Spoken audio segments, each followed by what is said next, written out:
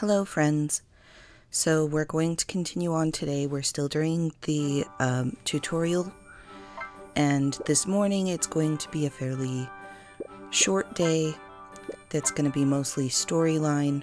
We're going to break it up just through a couple of runs through the mine in order to both pad our pockets with copper and iron and stone. The extra iron that we get down here once we have several stacks, which we are not going to get during the walkthrough, we can start refining that and selling it, or just selling the ore by itself. You have to consider the costs of the ore and the processing in the final price, and it's just not that worthwhile with these early ore types.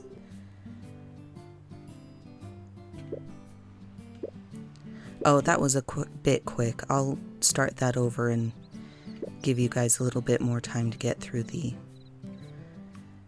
tutorials. The crops can also wither in poor weather unless we build fences. There are a few different types of fences, but they have to be fully enclosed. That's one reason why we need so much wood.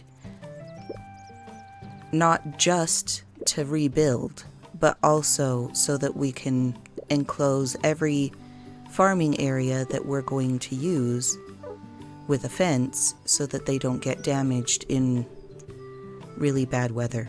Now, during the walkthrough, we won't have to worry about very poor weather. We also won't have a lot of issues that don't even come into consideration during the walkthrough. So I believe I might have said that there aren't any traps in the mine up here. I meant there aren't any pits, but I had already said there aren't any pits, and that's just if you walk over the center of a pit, you'll fall, and it will take you to the next level down, but it also costs a lot of stamina to do so. And that doesn't happen in Lechtenbury, but you still will occasionally get rocks that'll fall on your head. So that's the stamina part that you have to be careful with. Now, one thing we're going to do after we get these crops grown all the way, we are going to start growing flowers. So we're going to grow 3 tulips, 3 daisies, and there's going to be 3 different kinds of... So in here, it implies that you should sell some of these turnips. We're not going to do that.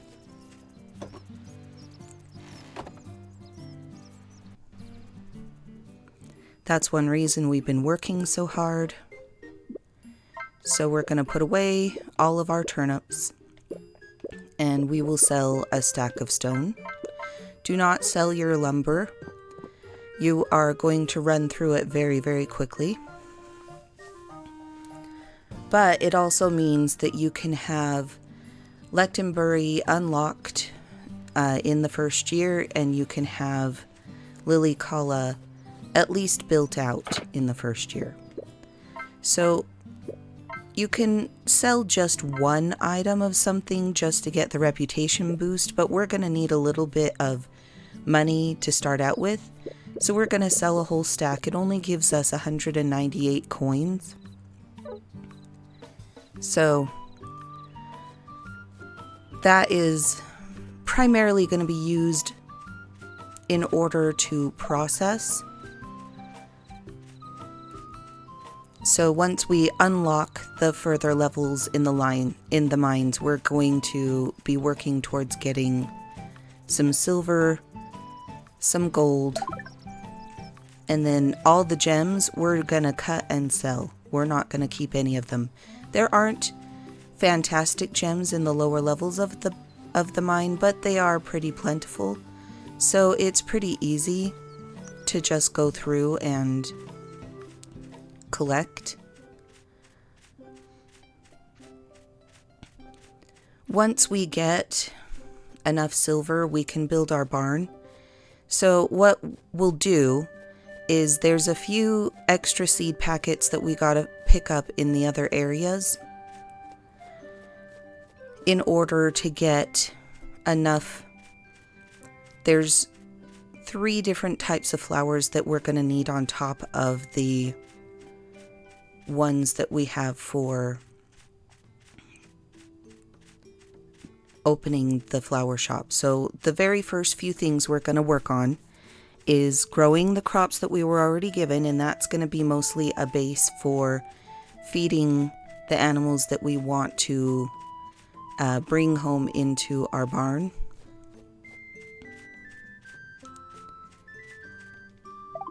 We're going to get our first mount and get it nearly tamed before the barn's built, because it's on the way to get some marguerite seeds. We have to have 10 marguerites, 10 violas, and 10 strawberry pansies. The strawberry pansy seeds are very easy to come across. So those ones are the ones that we'll probably have a huge stockpile on upon finishing the game. The ones that are the hardest to... Oh, there's one more mushroom. The ones that are the hardest to find within the time frame, if you want to be able to open up the flower festival and attend it in year 1, are going to be the marguerite and the viola seeds.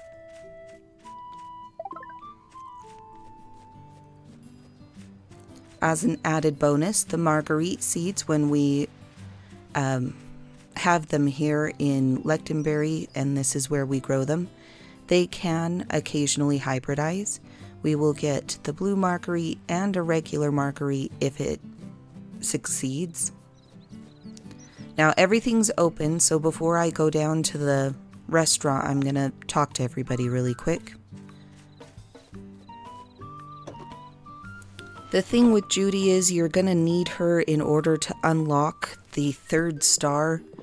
She's going to be our primary source of milk until we can get a reliable source of feeding for our barn animals. So we are going to buy a cow. It'll be a calf when we go and buy it. But we are going to buy one early on in the game. But they can be fairly expensive. Once we open up the wider world, I'll show you a couple of areas that we can fish that will help us, particularly this early in the game, get some money. Now, we're going to... I have a money-making sheet that I made for myself that helps me to make sure that I'm making the best decisions for my for what I plant in what season, in the case I get hybrids, because you can sell the hybrids. Very few hybrids you're going to need for the storyline, but being able to just have a couple of the hybrids you need already in storage will mean that you don't have to get disappointed over and over again as you're trying to get that one hybrid. And towards the end of the game, we can start doing things like fleshing out our encyclopedia with the hybrids and the giant crops.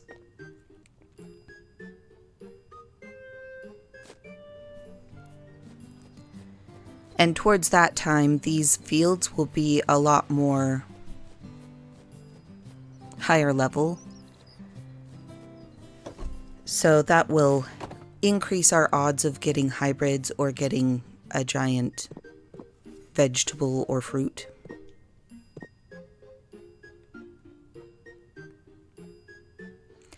I just thought about it, and I probably should have talked to Neil and Selena first. But because we want their bonus for not Neil, Doc and Selena, before I talk to Neil, because Neil is the one that triggers the scene.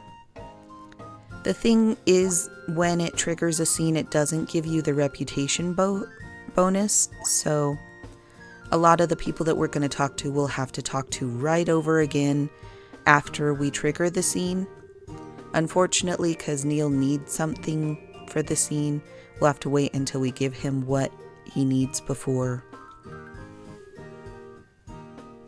Now this is where you would just normally go and grab your ingredients and pass them in, and then you are done.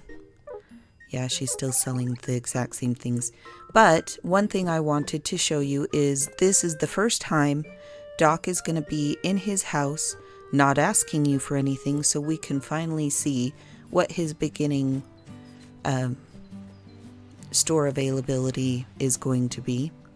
The big exclamation point over your farm is trying to get you to harvest the turnips that we already harvested, because he's going to need a turnip and a rose, or 5 turnips, 2 roses, and a milk. One thing I need to show you though, if you eat or sell all of your turnips for some reason, or your roses, you can come here to Frederica, and she is now selling turnips and pink roses. They're expensive, and you can't buy them today because you have no money unless you sell to Frederica as well. If you sell to a shopkeeper, you can get money. See, these are worth 5 each. This is worth 10. But you won't get any reputation increase for the town. So it's good if you are desperate for money, and that gives you an opportunity to make money to buy, 1 or 2 items that you may have handed to people or gotten rid of. But these are the first things that Doc will be able to make for us. This material stone only takes 1 coin, and it's going to be used quite a lot in both daily requests and in repairing different buildings. The iron is going to be used primarily in rebuilding towns. You very rarely have requests for it, but it occasionally shows up, usually in lots of 5 or 10. Bronze is a popular one, particularly with Anna, the kid in this town, because she's ordering it from you for her mom's shop, supposedly. And those ones are generally lots of 5. Silver and gold are some of the hardest ones to get this early in the game, because they are highly sought after by Judy. She asks for them all the time, and you have to cycle her through her gold and silver requests in order to get her to ask for glass. The glass requests will get you milk that you're going to need fairly early in the game if you want to unlock your culture points. And these are the gems that we will cut in order to make the crystals more valuable. The raw versions of them are not nearly as valuable as the cut. The lower level that we will be opening up tomorrow, they are not going to give high value gems, but it's a good way to increase the pocket money that we'll have early on in the game.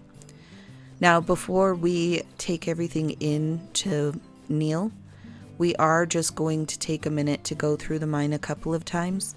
We need to refill some of that stone that we're going to sell. pad our pockets with a little extra stone that we can sell over the next few days until we unlock the fishing pole and can travel to areas that have fish that are worth fishing.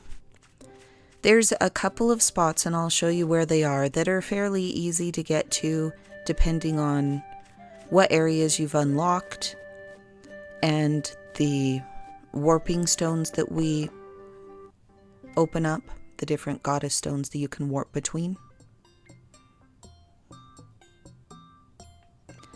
So we still can't do the radar yet, so we're just going to do the same thing that we have been doing. The nice thing is in the tutorial we can hit these as many times as we want to gather the stone to refill the stuff that we've already sold, but we don't have to worry about the rocks falling down. That won't happen until tomorrow after we open up the village enough that it's going to start the stamina. Well, and this is pretty funny. We've got a exclamation point here, and I'm not sure why. Let's take a look. So we cannot get turnips, pink roses, or milk in here. We do need to talk to Judy to get a milk. I am not sure why there's this exclamation point, but I'm pretty sure it's just a bug. Usually if you have one of those, it's a main story quest and you're gonna need something in that general vicinity or to talk to somebody to gather something, just like there was the exclamation point both in Frederica's general store where we could buy the ingredients, and also next to your farm where we could harvest our turnips.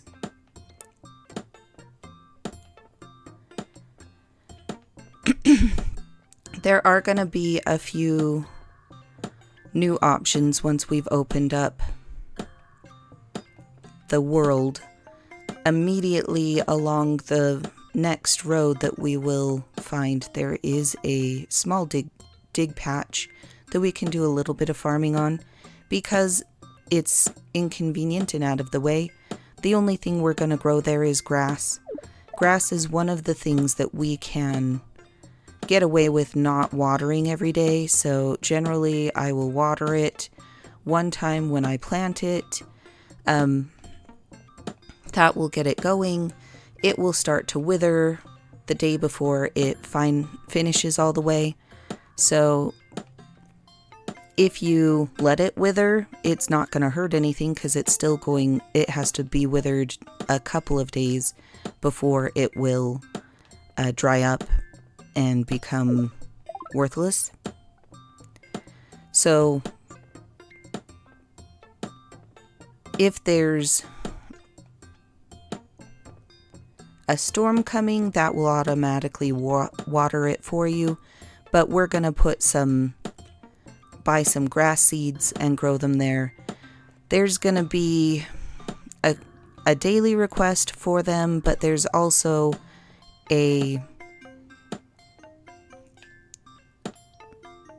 one of the buildings we're gonna want to rebuild is gonna need 10 of them. Plus, it's an easy and quick way to get feed. So we will probably use that patch just for grass. And then we only have to go out there and water it the one time and just remember to go and pick up our crops.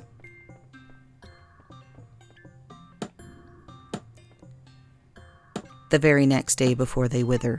So if we left them alone unharvested, they would wither because if we don't water them, it's that day that would cause the withering. But they will, if you're careful, they will grow. And if you pick them very quickly after that, you will get your crops for the ones that don't require a lot of watering. The number of days growth is what matters in growing crops rather than the amount of waterings.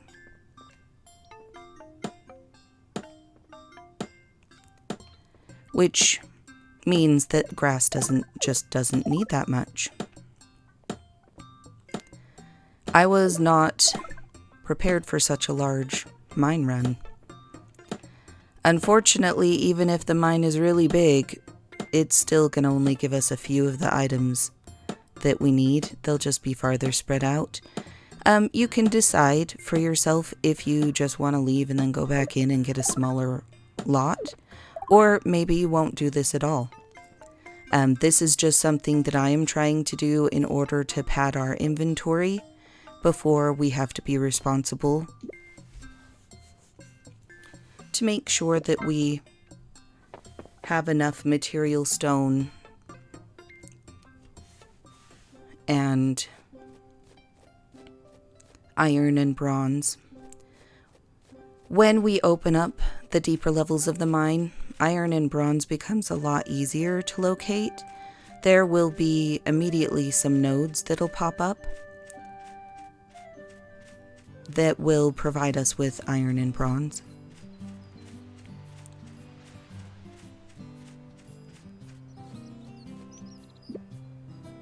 So I'm going to put all of the stuff that we've gotten away. That way we can see each run if there's a difference in the number of iron and bronze that we get depending on the size of the mine.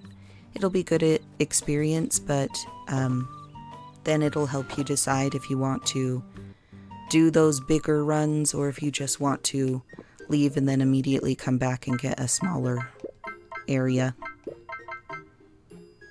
I think it depends on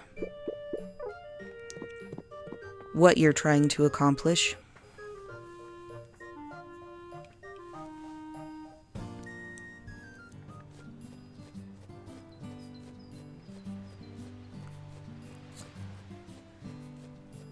The way that I mine, and you'll see this in the next coming days, is I tend to go with a lot more food than I necessarily need, and then I use a lot more food than most people normally would in the mines, especially this early. But part of that is because I like opening up all of the levels of the Lectenberry mine as early as possible, so that if I need, say, a moonstone for something, I either have one in my inventory or I can quickly get down to the levels that have moonstone to collect whatever it is that I need for my quest. Or if it's for upgrading my tools or for whatever. There's so many different crafting reasons, and there's quests in the game that require you to have special gems. There's a filter that you can get for your camera once we unlock the camera and unlock Herbsburg enough, where you can use your camera with a filter, a lens filter on it.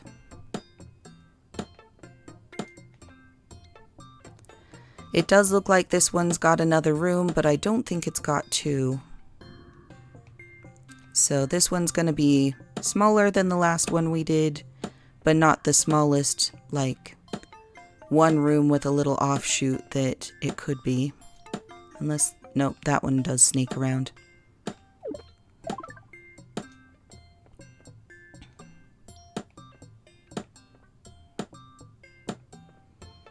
So this will be a good test. We did one very large one. This one will be a medium one. We'll see if there's any difference in the amount of ore that we gather. Now, the shape of these boulders mean that you are more likely to get hit by rocks. So you have to be very careful when we're mining for real around breaking these rocks, because it will bring things down on your head, literally. And you can't hide in the corner to avoid getting the rocks to hit you on the head. So you'll notice in my tutorial, I kind of avoid rocks in a certain way. I'll show you how I do that once we've unlocked the game and we start getting nodes. And they look like little bunches of crystals, even if it's ore. Oh, this one is a bit larger than I thought it was because we have a whole nother room. And it looks like we've got a iron node down there. So this one will be pretty good, I'm hoping, for the amount of ore that we get.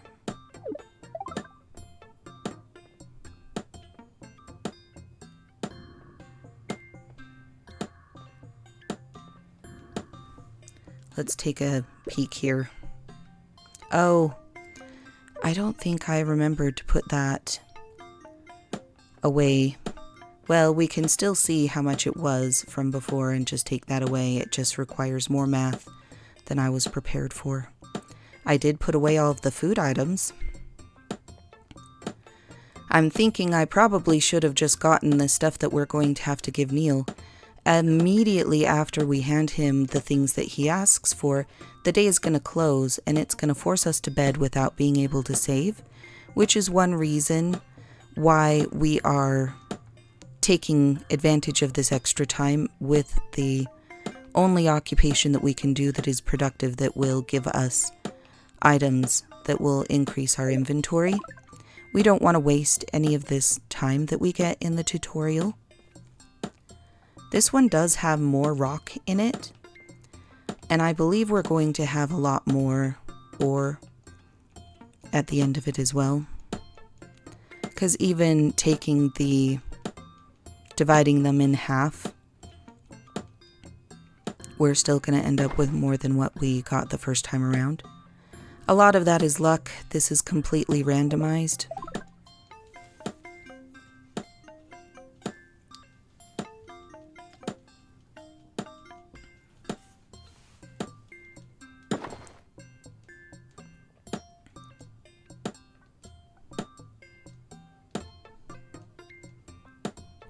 Once we get through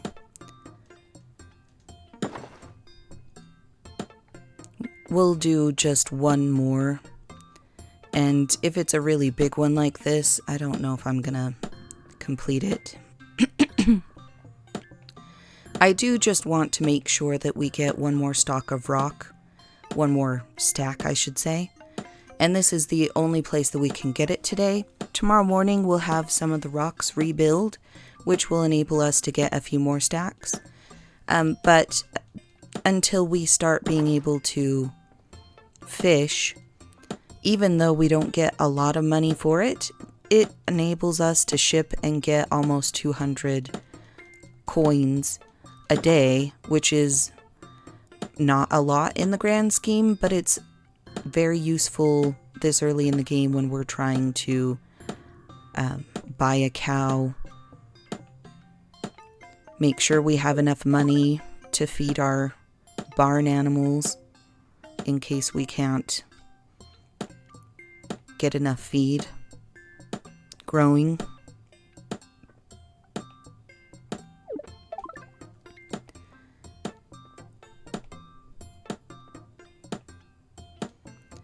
So that's it for the second run. Let's take a look.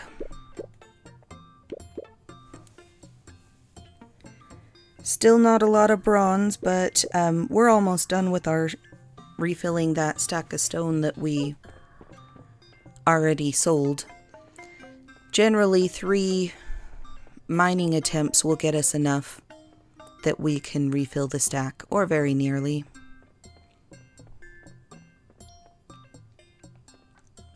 We're not that desperate. You probably don't need to do this at all.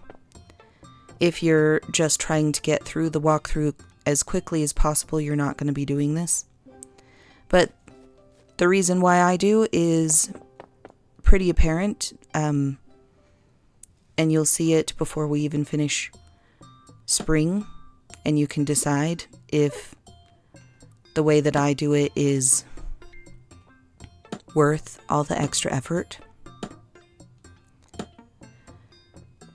It usually means that I can finish all of Lily Kala,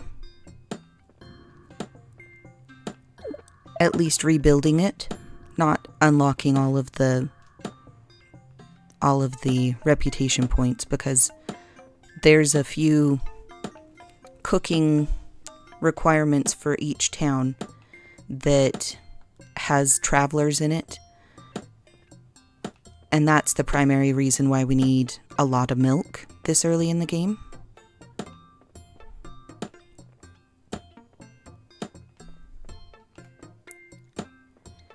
It will, even if we have one cow, we're probably not going to have enough milk to do it on our own.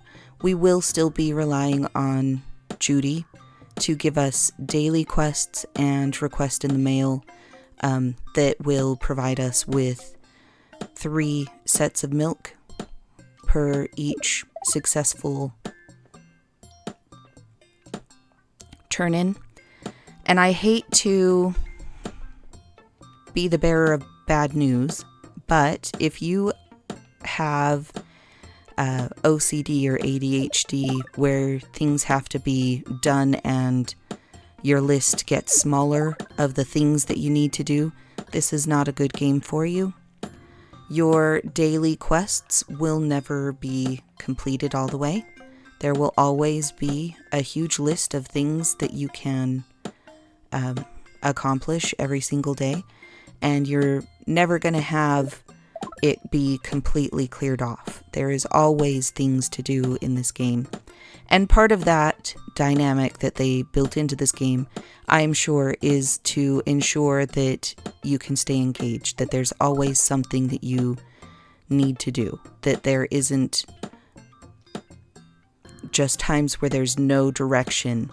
When you're in an open world game, you might finish up your main quest and then feel directionless and be like, oh, well, what do I do now? I guess I'm done.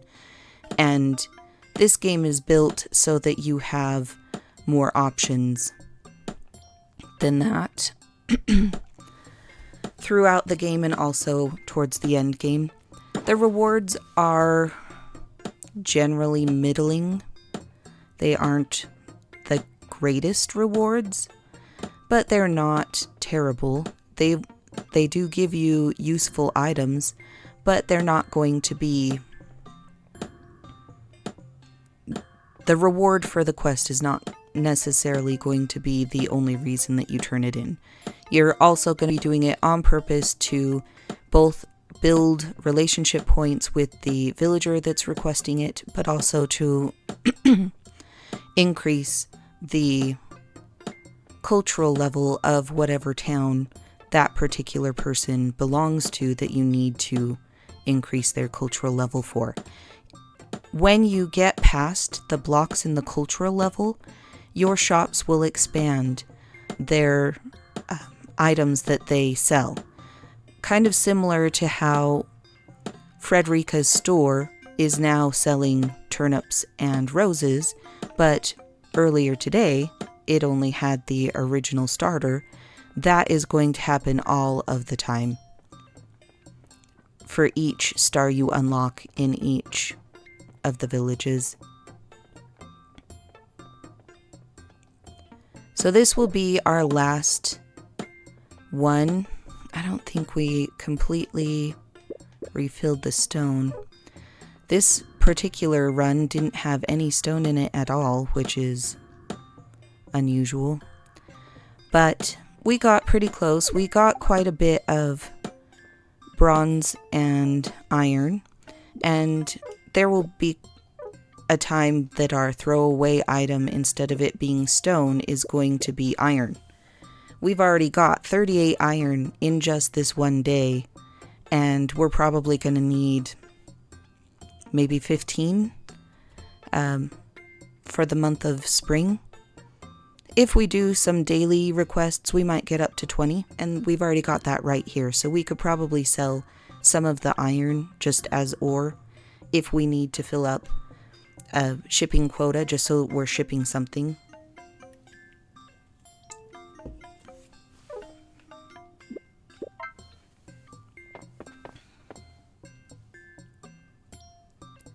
Now this is a lot of work for not a lot of reward.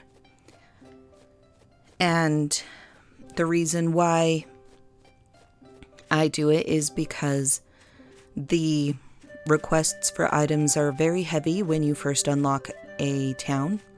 And if you want to be able to unlock all of the towns in the first year, you're going to have to basically carry around a rebuild your city starter pack, which is going to be a bunch of processed material stone and lumber, and you're going to have some processed and cut lumber. You're going to need to take... Each town will have a couple of food items that they're going to request that you're going to want to prepare beforehand.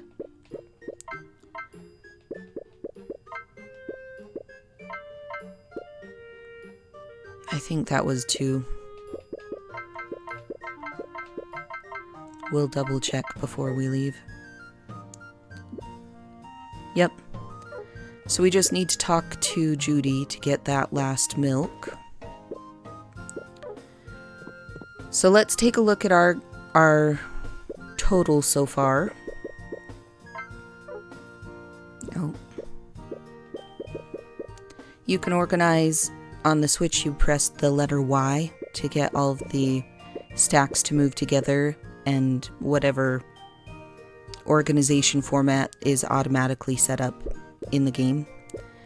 So we've got not quite as much stone as we had before, but we are basically in the same boat as we were before with stone. But we did increase, particularly our iron ore. We basically doubled that, and the bronze ore.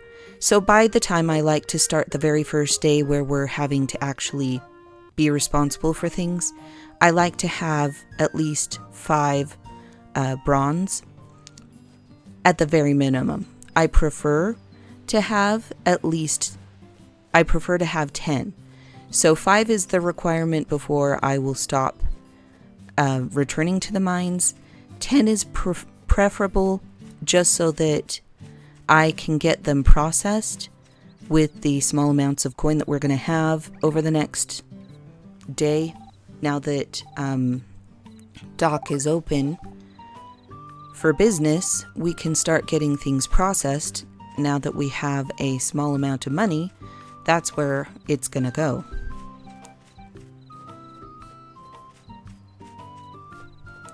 It is a high amount of work in order to get that small amount of money. So once we open up fishing, you're going to see it's going to be far, far better. You don't have to pull up the purchasing items in order to get the reputation. Just so you know, even on the daily quests, when you hand this in, it does not count for your daily speaking increase. So when you're passing in dailies, you're going to pass in a daily, talk to the person after that, and possibly get another daily immediately. And then you're going to have to talk to them a third time if you want to get your reputation boost.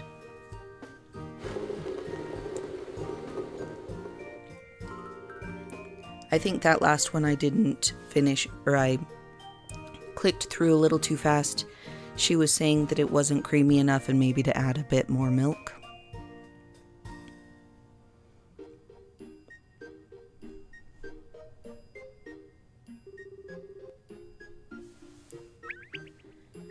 We will have a little bit of time after this scene where it's going to be stopped at the evening time, and it is giving you time to take a bowl of the new turnip stew over to Ver, who is the spring sprite.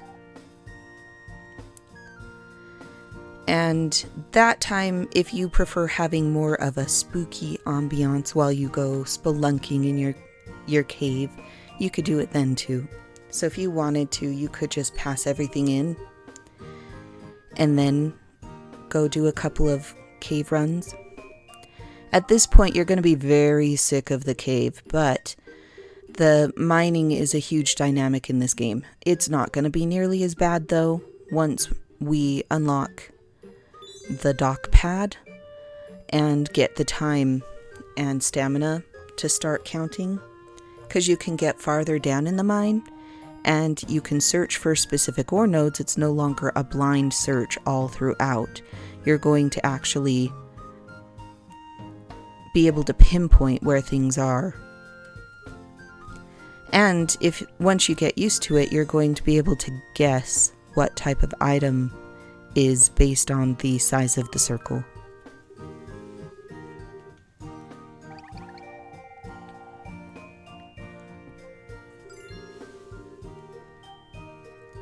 I think I clicked through where they were saying they were going to increase their menu. So I apologize if I went too fast.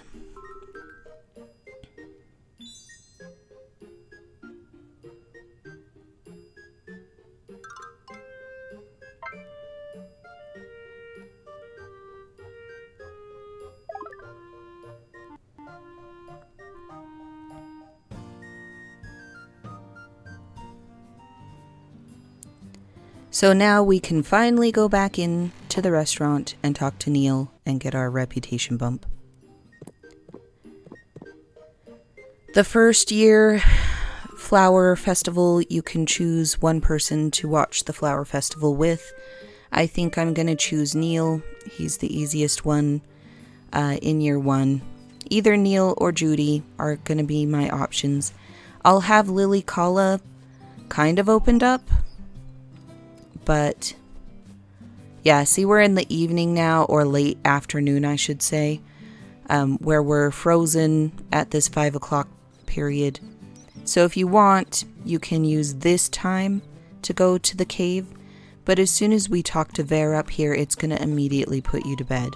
And it's going to literally dump you in bed, and it's not going to save. So just be prepared for that.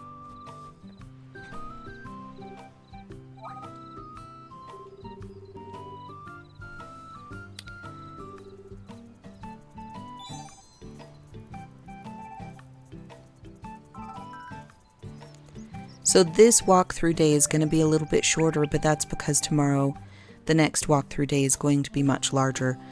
Now, when time and stamina starts taking effect, we are going to change the format a little bit. Instead of 1 day per walkthrough part, we might do 2, just so that we've got a little over a half hour. Usually around 45 minutes to 50 minutes is the sweet spot. We don't want to go over an hour, just for the sake of the YouTube tools and the editing tools that I have access to.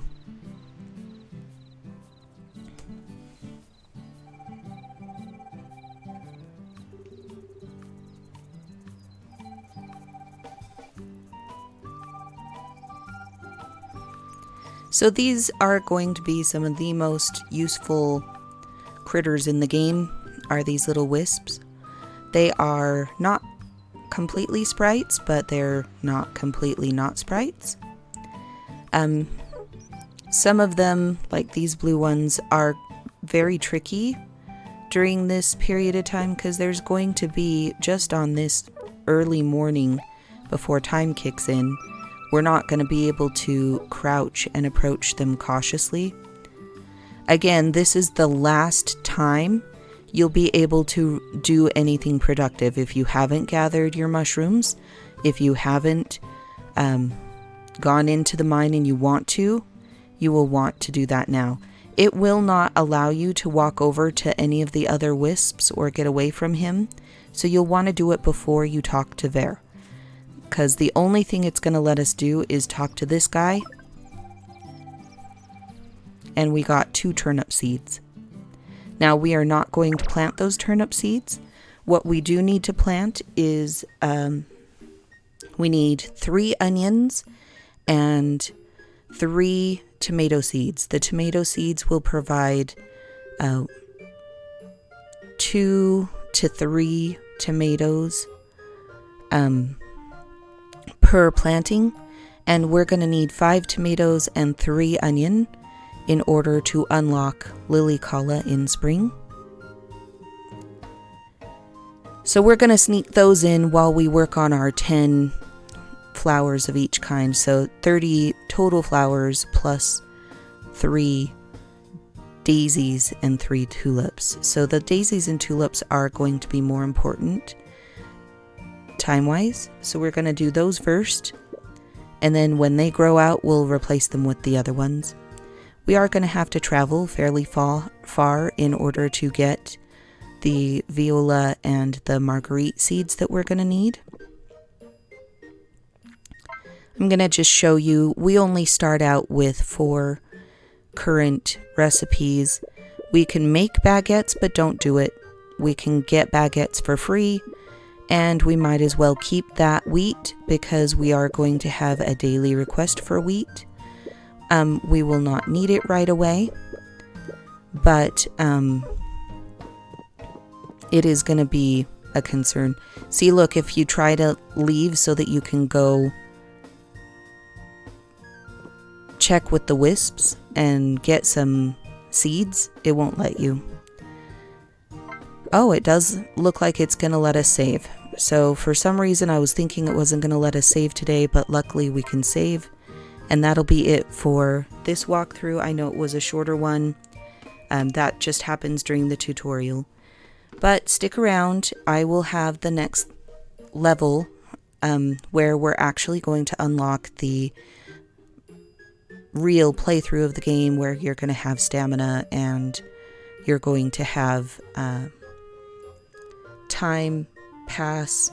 Even just walking around, you're going to be losing stamina. So I'll show you how I get through a day and where we're going to need to go through in order to start taming our horse and to gather the seeds that we need to start planting as quickly as possible.